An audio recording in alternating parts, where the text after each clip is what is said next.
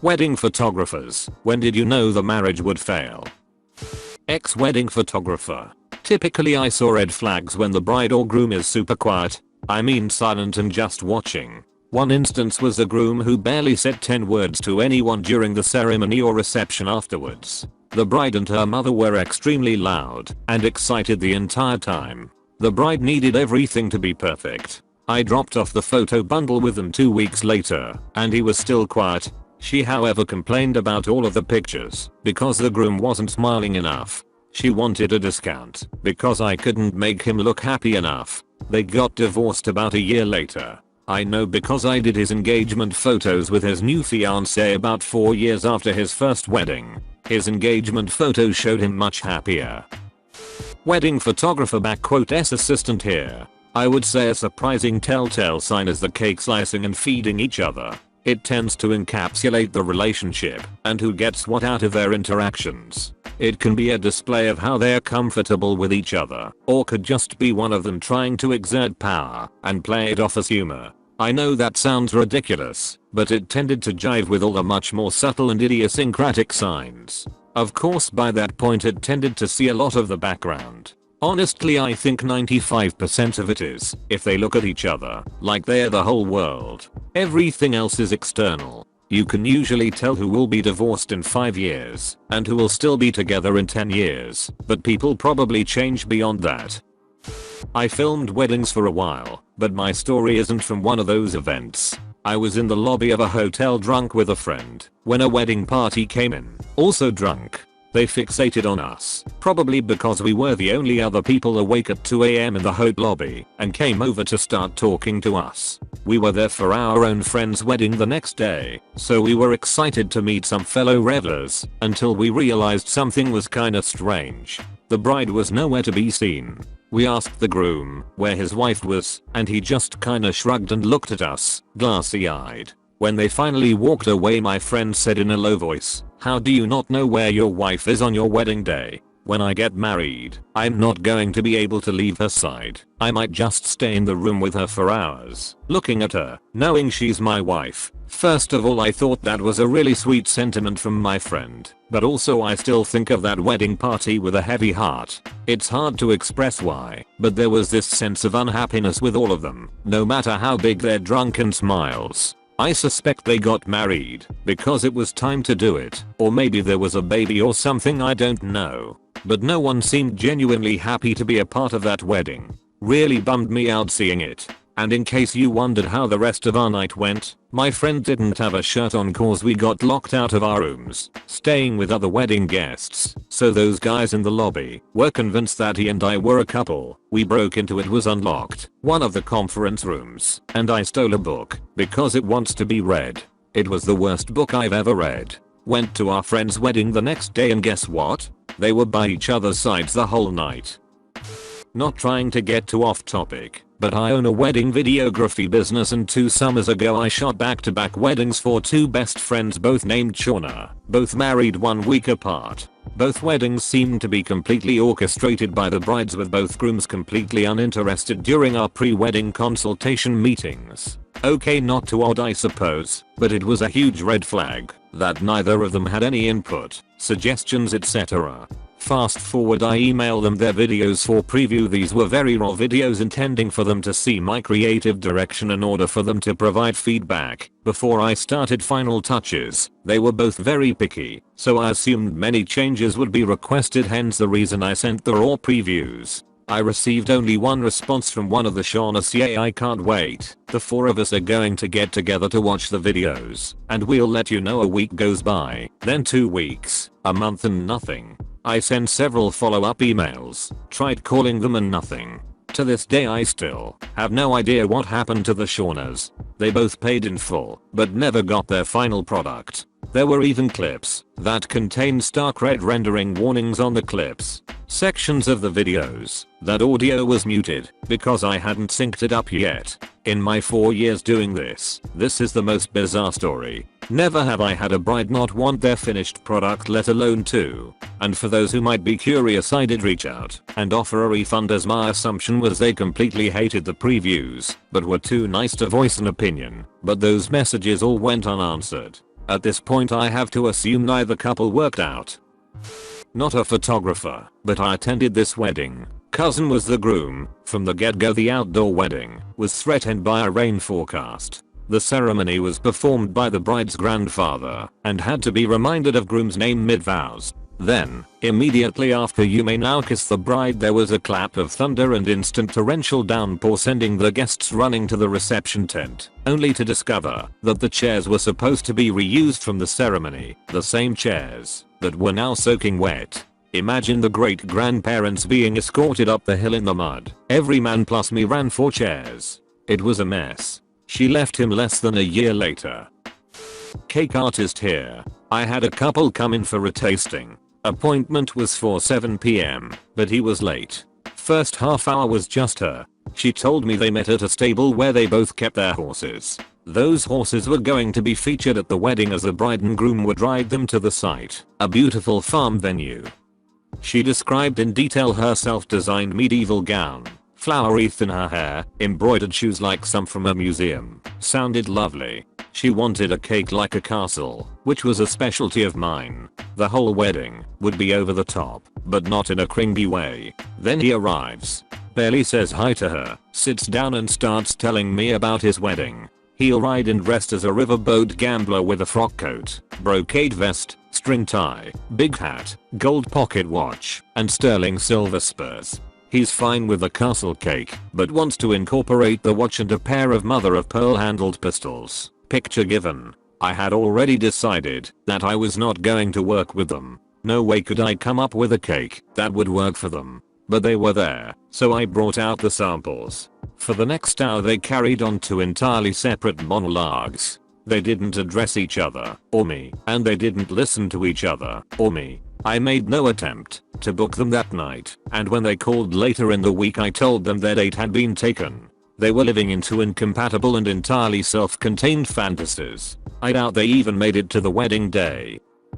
Ex-wedding photographer here. There were only a couple situations where I had doubts about the couple's future, and one where I was certain. 1. I met the couple in a cafe to discuss their ideas and my services. The girl was very happy. She was very emotional and interested. The guy, however, was rolling his eyes and grunting at everything, and I stopped trying to get him involved in the conversation after he ignored me twice. It made the girl very uncomfortable, and she was apologetic of his behavior. I don't know what happened to them, as they apparently chose to reschedule their wedding and didn't hire me in the end. 2. I declined shooting a wedding when the person who was going to hire me was the groom's mom. When I asked her to arrange a meeting with the couple, she said that they didn't want a wedding, meaning they wanted to elope, and it was her initiative to celebrate it. I tried to play "I want to hear bride's ideas" card, but she told me the bride has no ideas. She obeys the groom, and the groom obeys mom. So I'll only talk to the mom. So I declined. I hope the girl is fine. No one deserves a controlling mother-in-law. 3. Finally, I was a guest and a photographer at my friend's wedding. The bridesmaid was wearing a short white dress, and she was chirping about her side hustle modeling for photos and catalogs. How her boyfriend saw her in so many wedding dresses he won't be surprised when she wears one to the wedding, and how she caught 8 bouquets already. This will be her 9th. She talked a lot about wedding planning and stuff, but apparently there hadn't even been a formal proposal, and her boyfriend, who was a guest as well, looked very annoyed and clearly wished he were somewhere else. Anyway, the bridesmaid started bugging me for photos of her and her boyfriend a week after the wedding. I told her several times that when I start editing the photos, I will do hers first, and by the time I sent her the photos, they were already broken up. She started dating someone else a month later and got married the next year. And I have to tell this one too. I didn't need a sixth sense when I heard that on their honeymoon, the bride cheated on the groom, so the groom's parents didn't want the photos or the video I had shot. Instead they wanted me to sue her for the remainder of the money they owed me. I told them I was sorry, but they signed the contract, so they had to pay. The bride was a total B to him all day at the wedding. It was no surprise she did this. He was absolutely heartbroken. And yes, they sent me a check for the remainder, and I still have all the photos, developed and collecting dust in a pile still in the lab bag I brought them home in. This was in 2003 and I can't bring myself to throw them away. The best part? The groom called me 2 years later to do his wedding photos and video because he was getting married again. I was all set to do it and then the new fiancée pulled the plug. Turns out she didn't want any memories of the first wedding being involved. So I was fired as soon as I was hired. Was a wedding photographer. I think you can kind of tell if they are going to stay together forever based on how they handle all the little and sometimes even big problems a wedding day can bring. There was one couple story I love to tell. They are not your typical bride and groom. They had their wedding in a forest where you could also go climbing. Sorry, don't know what they are called, with a big wooden house and fireplace in front. All vegan food and a lot of friends with loads of dogs. Everything was perfect, except the special dress the bride had have made and painted didn't arrive in time for the ceremony, and she was devastated. She was in her sweet pants and a Mickey Mouse shirt at that time, and her soon-to-be husband took off his suit, put on a big white shirt, stood there in his boxer shorts, and just said, "Well, we have to go," cause the ceremony person had to leave an hour later, and she just laughed and went with it. I was in shock. But other than it being strange to have hairy man legs in my wedding photos, taking the pictures was really fun, and they were totally relaxed. I'm pretty sure they will be doing well.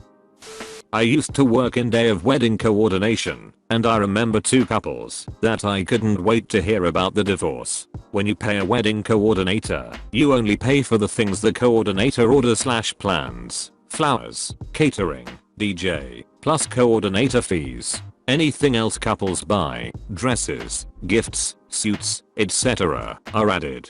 We estimated this to be a $500,000 wedding. Easy. Dad paying for all of it. The bride was a total sweetheart when I met her. The groom seemed quiet, but was very easygoing. Always nice to have a sober groom, and he didn't drink a drop during the day. Then the photographer/videographer left to take some venue shots. The bride began berating everyone, myself included, on how her perfect day had to be capped out because no one wanted to give her more. My clothes were trashy, the DJ's computer was a PC, the bar staff we are wearing red vests, and she hates vests.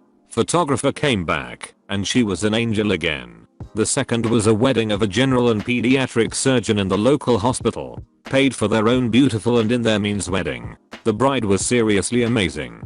But there was a mix-up day of the wedding. The 200 chairs that we are supposed to be moved to the 3rd story of the historic building weren't taken upstairs. So my boss, the other assistant, and the 8-month pregnant venue coordinator start carrying chairs upstairs. 3 flights. It wasn't great. After the wedding, we had to do it again, but down. The father of the groom started helping us. We begged him to enjoy his son's day, but he responded that if it were his daughter doing this, he'd be furious. Groom comes by and tells his dad to stop helping the pregnant woman stack chairs.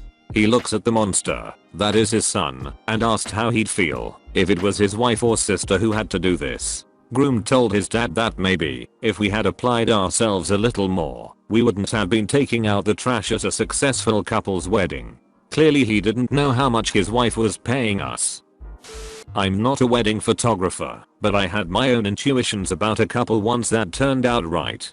I went to a wedding with my girlfriend at the time a few years ago. She and I had only been together for about 6 months, so it was actually the first time I had met either one of them. I didn't say anything to my girlfriend at the time, because I didn't know them at all aside from stories she told me, but I felt like they wouldn't last very long. At the reception, she spent most of her time just talking with her friends and didn't interact much with anyone else at all. He went around and tried to get time with everyone, but every so often I would see him with her and she would kind of not even acknowledge that he was there very much. When I walked past her one time on the way to grab a beer, she was bragging to her friends about how much money the dress cost her and how he wanted her to get a cheaper one, but she wouldn't have it. At one point of the night, I was outside smoking with some of the other guests and he came out the back and asked to bum a cigarette. He was one of those types of people that only smokes when they are drunk, which apparently wasn't that often for him, since he was doing his residency at a hospital. so he was always really busy. The entire time he kept looking at the door, and whenever it opened and someone came out, he quickly moved his hand holding the cigarette behind his back because he thought it was her.